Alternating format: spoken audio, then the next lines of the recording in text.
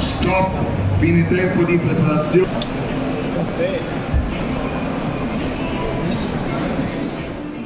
বাংলাদেশি মেয়ে ফাতেমা মোহাম্মদ আজকে এই শুটিং ফেডারেশন আয়োজিত শুটিং প্রতিযোগিতায় শুটার হিসেবে অংশ নিয়েছে এবং যেই গ্রুপটি অংশ নিয়েছে সেখানে কিন্তু বিশ্বকাপ শুটিং এ যারা অংশ নেয় তাদের সাথে অংশ নিয়েছে। আসলে এটা একটি গর্বের বিষয়। আমরা দেখব যে ফাতেমা তার শুটিং এ কেমন করে, আমরা একটু দেখে আসি।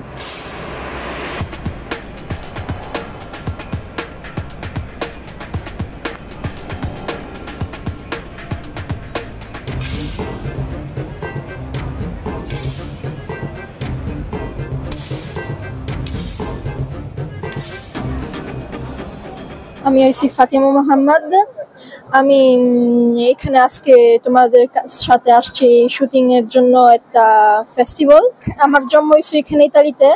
আমি শুটিং করতেছি এখন 3 বছর ধরে।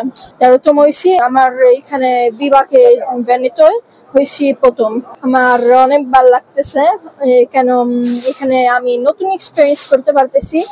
বাংলাদেশ নাম নিতে পারতেছি এখানে ইতালিতে। বাংলায় শুটার এখানে ইতালিতে নাই, শুধু আমি আছি। এই শুটিং এর জন্য তোমাকে কে বেশি উৎসাহ দেয়?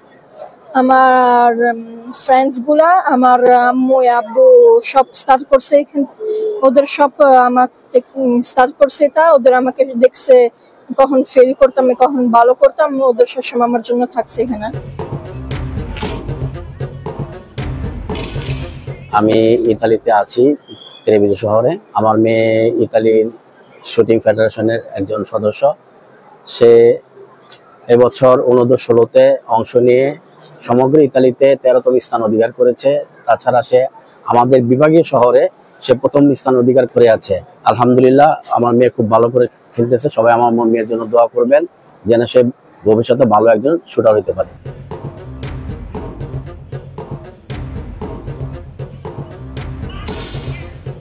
This last year, Fatima has done a lot of progress and will have a lot more great result in the future incoming. Stop, fine tempo di preparazione.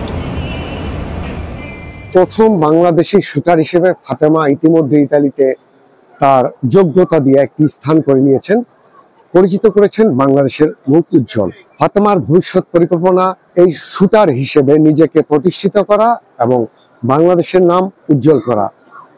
Zakir Hossain Sumon, voice Bangla, Veneto, Italy.